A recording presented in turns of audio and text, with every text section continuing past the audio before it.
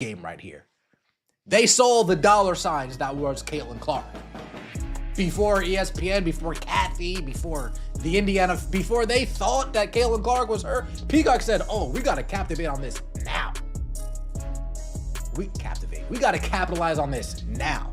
Lean in and pay close attention, because the battle for the WNBA's soul just went thermonuclear, and Commissioner Kathy Engelbert is learning the hard way that you can't stop a tidal wave with a plastic cup. We're ripping the lid off the absolute catastrophe unraveling inside the league's front office at this very moment. It's a situation so explosive, it threatens to blow the entire organization to smithereens before the next tip-off. The headlines you see are screaming about a historic contract. But the real story, the one they're desperate to hide, is the rage and envy rotting the leadership from the head down. We've got the receipts, thanks to a bold move by Nafisa Collier. Engelbert isn't just out of touch. She's openly hostile toward the reality of the Caitlin Clark phenomenon. We're way past the point of speculation here. This intel comes straight from the Players Association VP, who went on the record to expose the poisonous chats happening behind closed doors. Engelbert looked Nafisa dead in the eye and claimed that Caitlin Clark ought to be thanking the WNBA for her endorsement deals. She actually had the nerve to say Clark owes her success to the platform the league built. As if titans like Nike, Gatorade, and NBC are dropping millions for the Shield, and not for the generational icon rocking jersey number 22. Caitlin Clark has officially hopped the fence. She's chosen to shatter the WNBA's suffocating glass ceiling too. Step onto the main stage, taking a seat alongside legends like Mike Tirico, Vince Carter, and Carmelo Anthony. It's a move to address the entire globe, rather than preaching to a niche choir. Leaks trickling out of Commissioner Engelbert's office paint a picture of one thing: a total meltdown at HQ. We're hearing stories of screaming matches, panicked phone calls, and one specific label ricocheting off the executive walls: traitor. The commissioner sees Caitlin's power move as high treason, a knife in the back of the league that claims to have made her. But the truth we're dropping today is that Caitlin Clark didn't betray a soul. She just grabbed a life raft off a sinking ship and cemented her status as the smartest mogul in sports history. To really get why the boss is crying traitor, and why this signature feels like a declaration of war, you have to rewind and look at the disastrous mess the league is currently drowning in. The WNBA is navigating its darkest labor nightmare in history. Players are poised to strike, and the collective bargaining agreement talks have hit a brick wall, with a very real chance the 2026 season gets scrapped or stalled. Amidst this chaos, while Engelbert frantically tries to tape the pieces together and keep sponsors from bolting, her golden goose, the sole reason for last year's profits, goes out and inks a pact with the biggest rival for viewership eyeballs. Caitlin, joining forces with NBC, broadcasts a chilling signal to the WNBA brass. I don't need your machine for fame, and I certainly don't need it for fortune. She has locked down her destiny miles away from their hardwood and their handlers. Picture the absolute nightmare scenario keeping the commissioner up at night. The WNBA season goes dark due to a lockout. The stadiums sit silent, but millions turn on their TVs Sunday night to see a glammed-up Caitlin Clark breaking down a LeBron James or Stephen Curry masterpiece on NBC, earning a bigger paycheck in one night than the league handed her for a full year's work. That visual is a PR apocalypse the league might never recover from, because it paints the WNBA as a stepping stone that Caitlin has already rocketed past. Insiders with deep connections to the situation tell us. Sources from the inner circle confirmed that Kathy Engelbert absolutely scorched the phone lines to Caitlin's representation the second the story broke. The vibe was described as aggressively toxic, blasting them for sabotaging the brand and hijacking attention during a pivotal window. From the commissioner's perspective, Clark ought to pledge undying allegiance to the Shield, getting down in the mud with her peers to scrap for better wages and travel standards, rather than inking multi-million-dollar broadcast deals to analyze men's sports.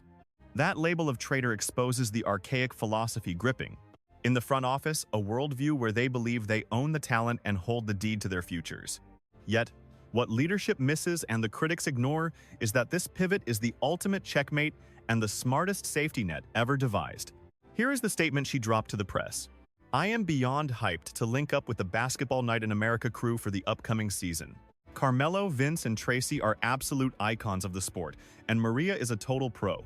It is going to be a blast chopping it up with them a handful of times this year. And the word from NBC?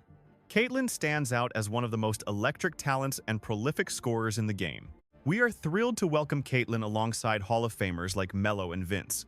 Now, let's keep it 100 and crack open the archives the league is desperate to keep sealed. Why exactly does Caitlyn Clark owe this organization a shred of loyalty? Did the boss completely blank on the chaos of... Did she forget watching Clark get battered physically night after night while the Stripes swallowed their whistles?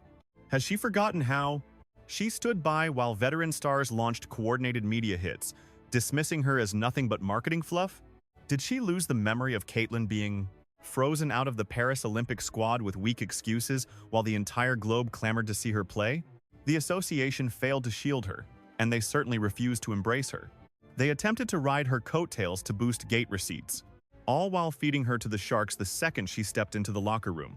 So, when a chance arises for her to build her own kingdom safely out of their reach, she would be insane to pass it up. Signing with NBC is her way of declaring, "Since you wouldn't watch my back on the hardwood, I built my own fortress away from it." The specifics of this agreement are mind-blowing and showcase just how high she is aiming. We aren't looking at some fluff gig holding a microphone on the sidelines. We are talking about a premium contributor role. That puts her right at the center desk in the studio. She is set to be the face of the Los Angeles Games coverage and a cog in the massive NFL promotional engine. The network is wagering that Clark is the next icon of American athletics, irrespective of gender, placing her in the same rare air as Tom Brady or Shaq. This grants her a frightening amount of leverage. Picture Caitlyn Clark perched in that studio, holding the power to turn public sentiment against the league brass with one phrase. She has the platform to roast the officiating.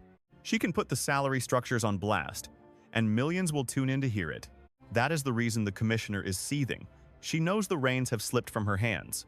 In the past, she could slap a fine on Caitlyn or lean on her. But today, Clark answers to NBC Universal, a media titan 1,000 times more powerful than the WNBA. The balance of power has completely flipped. There is a darker undercurrent fueling the fire for the old guard. A green-eyed monster that is eating the veterans alive right now.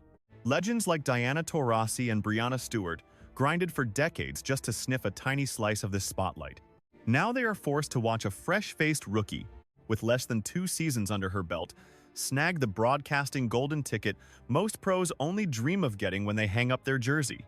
It is a front-row seat to her vaulting right over their entire legacies to become the definitive face and voice of American hoops. You better believe this is going to ratchet up the locker room toxicity to nuclear levels if the season resumes. Here is the kicker, though. Caitlyn has stopped giving a damn. She spent months playing nice, trying to fit in. Now she realizes she is playing a completely different game. She has woken up to the fact that she is the franchise, while everyone else is just punching a clock. That NBC Inc. liberates her from the suffocating pressure of the league's manufactured sisterhood. Let them freeze her out on the court or throw cheap shots. She can just head home, flip on the mic, and laugh all the way to the bank with a multi-million-dollar grin. This isn't just a deal. It is a Harvard-level case study in leverage and branding. She refused to be cornered, recognizing the WNBA's limited reach and endless bureaucratic headaches. So, she built her own throne elsewhere. Check the receipts. Clark is the rainmaker who flooded the league with lucrative TV contracts. She is the reason they got charter flights and millions of new eyeballs glued to the screen. Yet, instead of rolling out the red carpet, they treated her like a virus that needed to be neutralized. Commissioner Cathy Engelbert flunked the most basic rule of business. Protect your golden goose. Clark should have been treated like royalty, the centerpiece of the show. But instead, she was left to feel isolated and besieged. Now that the bird has flown the coop, the front office has lost the right to cry betrayal. The actual treason was the league fumbling a once-in-a-generation lottery ticket that landed right in their lap. The countdown is on for the second Caitlyn goes live on NBC. That broadcast is going to shatter records. It will be the harsh wake-up call regarding exactly what they threw away. Will she air the league's dirty laundry? Will she drop subtle bombs about the hazing she endured? Or will she deliver the ultimate insult by ignoring them entirely to discuss NBA titans like LeBron and Steph? Frankly, total indifference would be the most devastating strike of all. If Clark transcends the sport, the WNBA risks becoming nothing more than a blip on her resume. The suits know it, and the locker room knows it too. That fear is exactly what is driving these whispered accusations of disloyalty and the vicious backlash. They are absolutely terrified. Terrified the world will realize Caitlyn Clark is the main event, and the WNBA was just a rented hall she passed through. Bottom line, we aren't seeing the end. This is just the opening credits. Clark has staked her claim, effectively announcing, "I am a baller. But I am also a media empire, and I will take my talents where they are actually appreciated." Here is the million-dollar question for the comments. Is this a stroke of strategic genius? Or do you side with the commish that she is abandoning ship during a storm? And is this contract the first step toward her walking away from the court forever to rule the airwaves? Sound off below because this conversation is about to get nuclear. Don't forget, we will be breaking down every syllable of her NBC premiere the second it airs. Smash that subscribe button and ring the bell. The Caitlin Clark media dynasty has arrived, and it is taking 0 prisoners.